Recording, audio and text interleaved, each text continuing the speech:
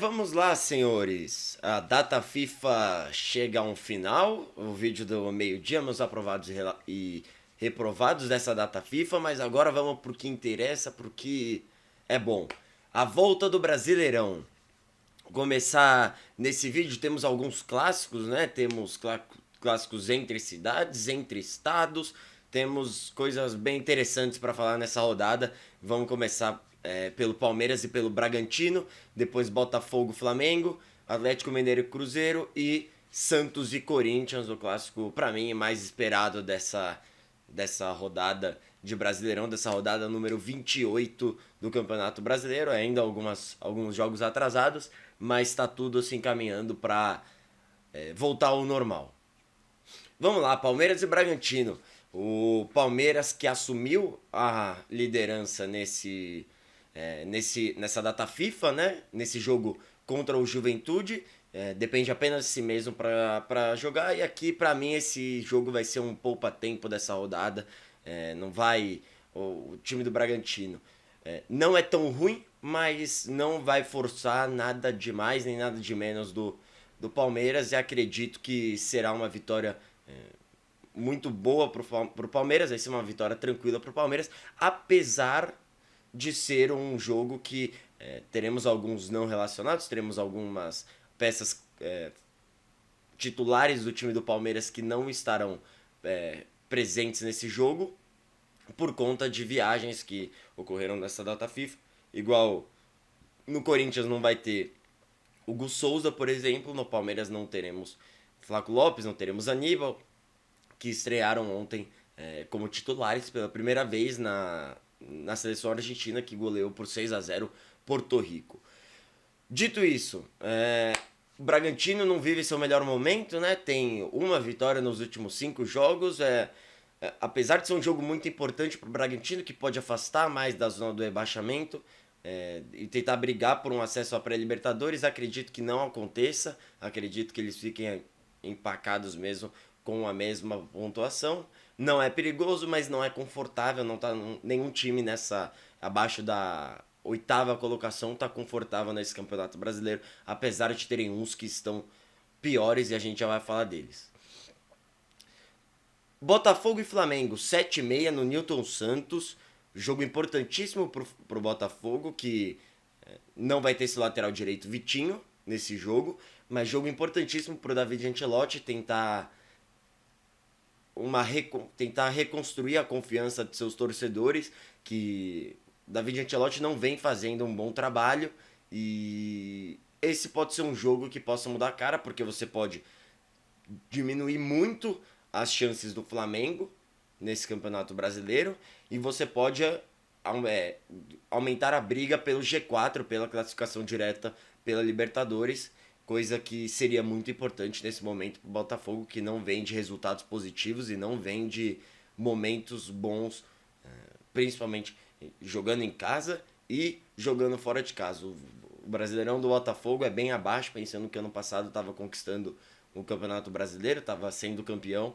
Esse Campeonato Brasileiro é abaixo, e mesmo estando em quinto, o São Paulo encostou, Mirassol já abriu um pouco, então é necessário ficar esperto, né? Atlético Mineiro e Cruzeiro.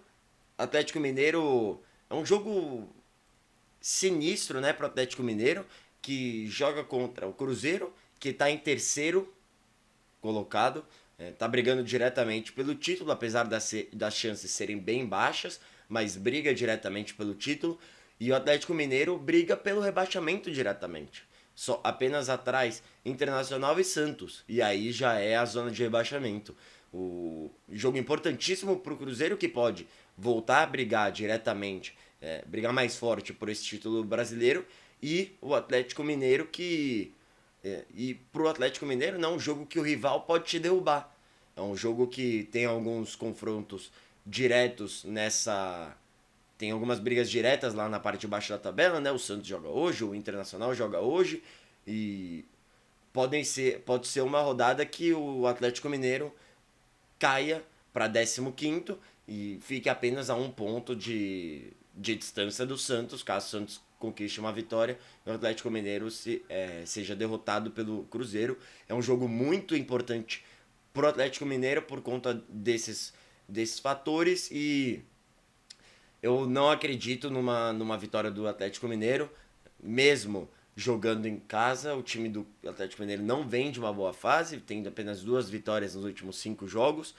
E é um time que não está desempenhando pelo valor dos jogadores, pelo salário que pagam os jogadores. Não é um time que desempenha um bom futebol e não é um time que você consegue ver uma margem muito de melhora, principalmente nessa reta final do Brasileirão, apesar de que eu acho que não cai, não tem nem perigo de cair por conta dos outros times, né? Inter, Santos, Vitória, Fortaleza, Juventude, quererem muito mais o rebaixamento, terem times muito piores do que o Atlético Mineiro e acho que vai se salvar por causa disso, mas em outros Brasileirões não se salvaria, por exemplo.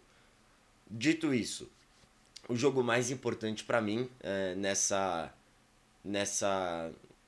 nessa tabela é esse, é Cruzeiro e Atlético Mineiro, porque é um clássico que um pode derrubar um rival e o outro pode abrir e pode começar a voltar a buscar o título brasileiro, que é muito importante, a gente sabe. E também, claro, a briga pelo G4, né? Porque o Cruzeiro tem 6 pontos só na frente do Mirassol. O Mirassol que vive grande fase, apesar de ter sido goleado contra o Corinthians na Neoquímica Arena. O Mirassol é um bom time que conseguiu também uma vitória no último jogo e matematicamente já não tem mais chance de rebaixamento nesse Campeonato Brasileiro. Um ano espetacular para o Mirassol que no ano que sobe já briga pelo G4 diretamente, já briga por um acesso à Libertadores e muito provavelmente no ano que vem vai jogar a Libertadores e vai ser um ano histórico para o Mirassol. Esse e o ano que vem serão históricos para o Mirassol. E aí o jogo mais importante do brasileiro, o jogo mais importante dessa rodada, né, um clássico entre cidades, entre estado, né, que é Santos e Corinthians. E vai ser um jogo que pro Santos é um jogo da vida, porque clássico, eu costumo falar que clássico iguala os desiguais. O time do Santos é muito abaixo dos 3 grandes de São Paulo hoje, mas o time do Corinthians também oscila e não vive o seu melhor momento, não tem um esquema hoje definido. E o técnico Dorival Júnior vai ter à disposição Garro, Yuri e Memphis, o trio Jim, que chamam.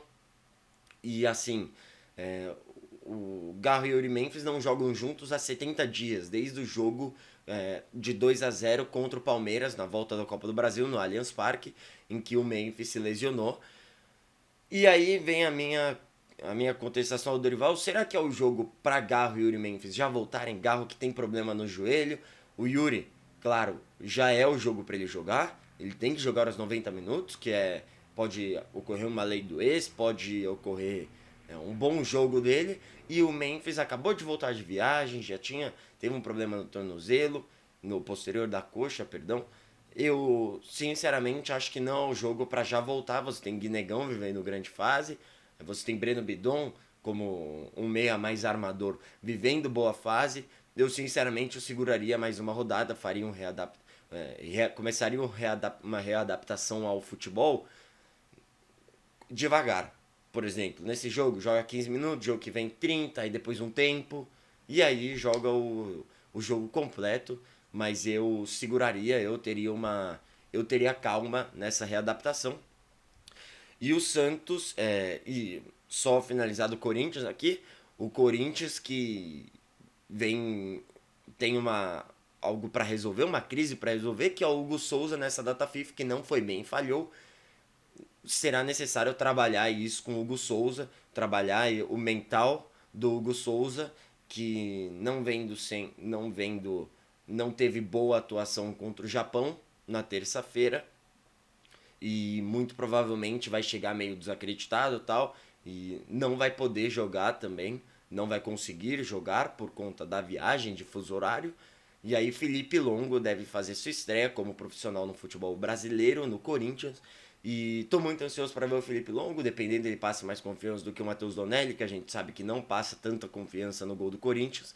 E tô ansioso pelo Felipe Longo, mais um cria do terrão, sendo utilizado no profissional. E seria bom pro corintiano achar um goleiro reserva a nível do Hugo Souza. E para já ficar tranquilo, quando o Hugo Souza for convocado, você tem um bom goleiro para substituir, que não vai comprometer e passe uma confiança. O Santos, o Santástico tá. Santos vem de uma derrota de 3-0 pro Ceará, fora de casa, que foi um baile. E assim, tem apenas 3 pontos fora da zona do rebaixamento e tem que abrir o olho. O Santos não é time para cair, mas não tá querendo ficar. Não tá querendo ficar na zona segura ali do brasileiro. Chance para brigar por acesso direto a Libertadores quase impossível. O técnico Vojvoda chegou, o time melhorou, teve uma sequência de duas vitórias, aí empatou, aí venceu de novo, aí teve 2 empates e aí a derrota contra o Ceará. Mas o Santos precisa acordar. A desorganização do time dentro de campo reflete a desorganização política e financeira fora de campo. A torcida pouco acredita, apesar de apoiar, a torcida pouco acredita no Santos. O Santos tem uma das goleadas mais bizarras desse Campeonato Brasileiro, que é o 6-0 contra o Vasco. E assim, apesar de ter jogadores que eu, por exemplo, chamaria para uma seleção, para um possível teste, o Brazão é um desses, é complicado você colocar todas as suas fichas no Brasão. E você vindo jogar contra o Corinthians, que tem um esquema defensivo que se arrumou, que parece ter entrado no eixo, não toma tantos gols, mas o ataque do Corinthians acaba não fazendo tantos gols. O Santos é ao contrário, né? O Santos faz alguns gols, mas a defesa é muito ruim e o Vojvoda precisava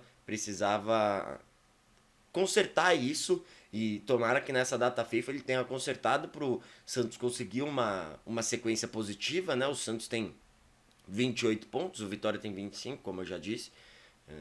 Conseguir uma sequência positiva para ver se já sai desse perigo da zona do rebaixamento e já afunda, dependendo do Atlético ou Internacional.